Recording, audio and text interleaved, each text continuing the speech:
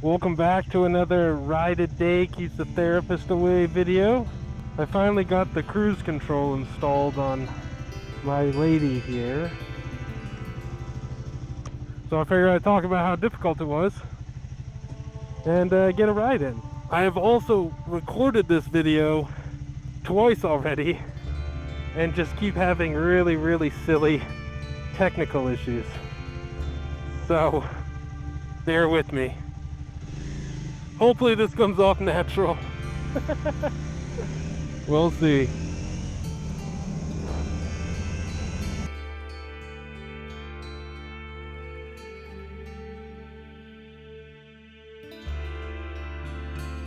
I'm actually kind of surprised that these cruise control modules, as you can see, I have it installed right here. The first thing I'm going to mention is Triumph, you guys are a bunch of dingleberries, just a little bit. What I really wanted to do was move this a little this way, probably move the mirror over just a tiny bit, and then I would be able to stick the cruise control module right here where I could reach it with my thumb, no problem. Well, turns out that ain't an option.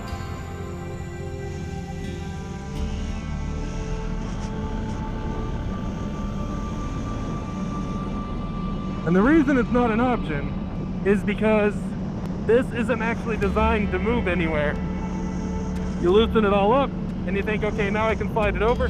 Well, it's got a little pin in it. It goes into a slot on the handlebars.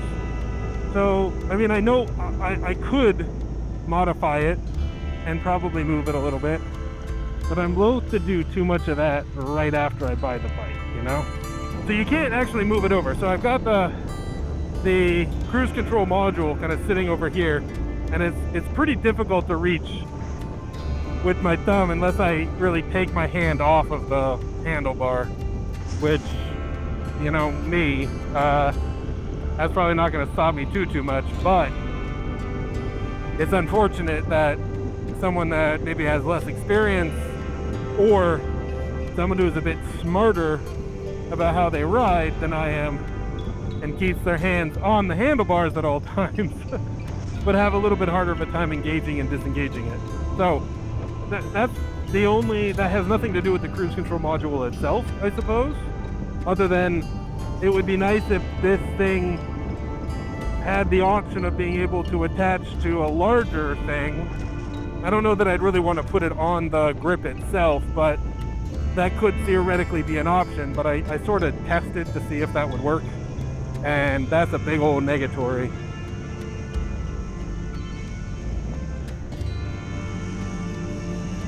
So that's the only thing that I kind of I'm currently working on, like what's a workaround for that, but it doesn't stop me from using it, and that was that. In terms of installation, holy moly, it was easy. For me, the hardest part was figuring out how to take this gas tank off for the first time, because I'd never done that. Now with Moles, I had the convenience of it being a gravity-fed, carbureted bike with no ECU controlling gas flow. It was pretty simple to just take a couple of bolts out, disconnect the fuel line, and turn the petcock off. You'd want to do that in the other order, obviously. You could just take the tank off. It wasn't a big deal. With this, it was a little bit more complicated than that, and I, in all fairness, could have done a little bit more research before I opened it up and started trying to do this.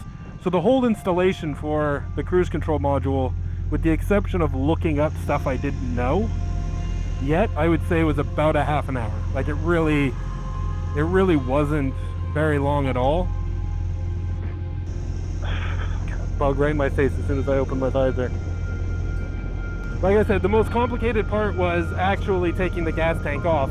Once the gas tank came off, and that's because there's like 4 things connecting the gas tank instead of 1. There's only 1 bolt holding it on.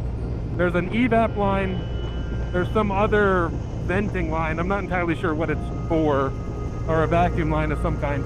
Then there's the fuel line itself, which does have a quick disconnect, which is nice. That is nice. I will allot that on this setup. And then there was the actual like wiring harness to connect the ECU to the fuel pump itself inside the gas tank.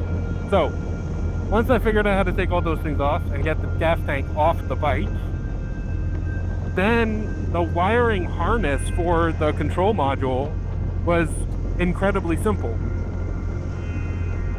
Yeah, it's working. So the way it worked was there's a 12 pin and there's really only two of those. The diagram that Viridian Cruise sent me was pretty clear about which ones to use. There's effectively two types of both of the plugs on this Triumph. So there's a 2-pin plug that needs to be adjusted. There's two of them, but they had a very clear indicator in the schematic about which one it is, and that's apparently the brake line. It's what indicates to the module you bypass that so that it knows when the brakes are being applied. The second one is the 12 pin that connects to the CAN bus line, as far as I can tell. And you've got a male and female connector on it, so you're just basically taking apart the original, splicing in the cruise control module, and you're good to go. The only other one was to wire back to the diagnostic pin, so like where you would plug in an OBD2 reader, something like that. I'm thinking that's where it gets power from. I'm really not sure exactly what the logic is to it being connected to that, but you do connect it to that as well. So there's one cable that kind of runs back to the back of the bike, connects to the diagnostic pin. If you ever do need to use an OBD2 reader, like, you just disconnect the cruise control module for a moment, hook that thing up, and then just reconnect it when you're done. And then the only other thing was obviously wiring the actual control unit to the module. So it kind of runs down that way underneath the gas tank and just plugs directly into the module. So very, very simple. The thing I'm actually surprised about is I didn't, I guess, really look into it all that well. I was more interested in just getting my hands on something that had decent reviews so that I could alleviate some of the pressure on my arm. I assumed that what it was going to do is read the RPMs, you know, whatever the engine RPM is sitting at. When I hit the button, I figured that's what it was going to peg itself to. Well, it's definitely more sophisticated than that. It seems to peg itself to the miles per hour. So when you're going uphill and downhill, you're not getting a change in your velocity significantly as it adjusts to the requirements from the engine. Because it's not just like keeping it at 6,000 RPM or something, right? So that's really interesting. And then I think I mentioned this in a previous video on one of my previous rides, but the thing I thought was really cool about these modern control units, if you're gonna get cruise control installed on a bike instead of the way I used to do it with malls, was they've got a bunch of safety features built into it. So, and by that, what I mean by that is, if I'm running the cruise control and I pull the clutch, it turns the cruise control off. So there's number one.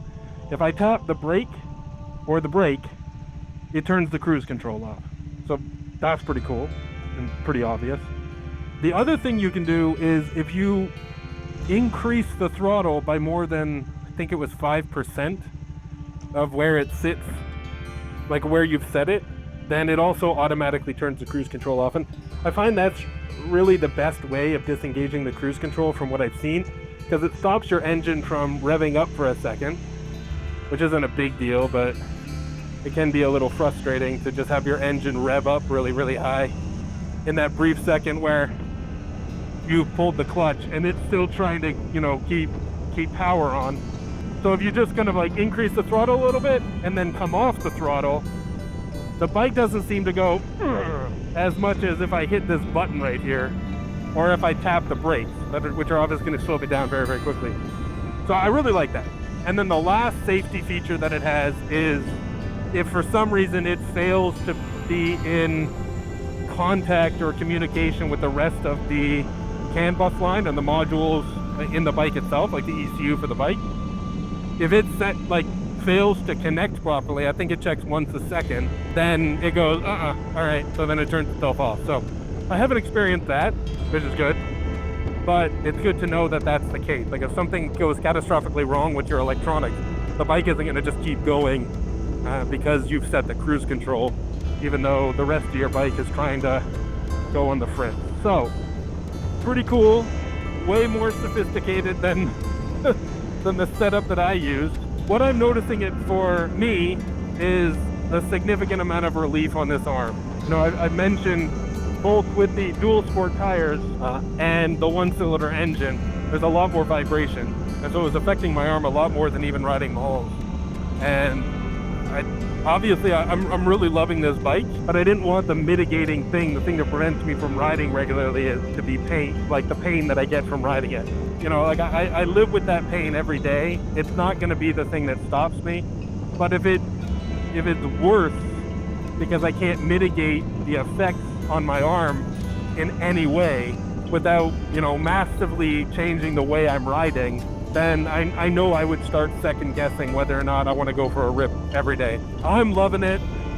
I obviously haven't done a big trip yet. I would love to plan, I'm just gonna get this out there so I kind of have to stick to it. In the next month or so, I'd really love to finally do the Iron Butt Challenge.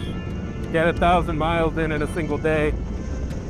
So plan something here in southwestern Ontario, maybe heading up into like maybe Muskoka and back or something. Something that would give me the mileage without doing the same roads too much.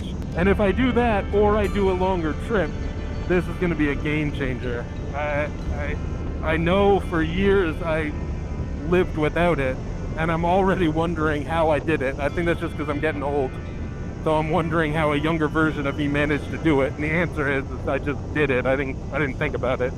I had a bike that was older than me, and if she didn't have cruise control, oh well, you know? All that being said, I don't want to, I was kind of hoping this person wouldn't turn here. I will find another road to go down. So the other use that I am finding for it, which is, I'm sure I might get some criticism for it, and probably warranted, but I've been using the cruise control on like dirt roads a little bit. Now, not going 90, 100 down them and being an idiot, but what I'm finding is that when I need to stand up, this is again just a complaint about my arm. My arm, it's difficult to reach the handlebars in a comfortable position until maybe I get some risers and some other things to fully customize the ergonomics of the ride. But having to maintain grip on the handlebars in addition to making sure that the throttle is kind of actuated to the correct place, that is taking more out of me than I anticipated. So I was finding it very, very useful to actually turn the cruise control on when I'm on these dirt roads a little bit, which again, I get it. I can see the positives and the negatives to that for sure. It'd be silly not to. So I'm gonna turn the cruise control on, alleviate a little bit of pressure on this arm, and when I get onto the dirt roads I can turn it lower, then I can stand, and I don't feel like I need to, you know, really be in direct control of the throttle. I can consistently go a speed that makes sense for me, but I'm also not unable to control it. It doesn't take long to go above, you know, 5% above 60 kilometers an hour, so I can regain control without tapping the brakes and without pulling the clutch or anything like that on a dirt road. But it makes it a lot easier for me. Big old whiny me, you know. Long story short, the installation was not very difficult. Sadly, I did a terrible job trying to record it. I'll see if I can splice in, or we'll see if I spliced in a couple of clips when I was describing what it was that I was doing. It was easy to install, it's easy to use. I wish I could get a slightly better placement for that. I'm loving this thing. I finally have one of those cases with the actual lock. My beautiful wife and wonderful kids got that for me for Father's Day. And on that note, I missed it, but happy Father's Day to all you wonderful dads out there. I hope you enjoyed it. And that's about it. I don't think I have much more to talk about on this particular ride. I'm just going to enjoy the rest of it and hope I don't get rained on.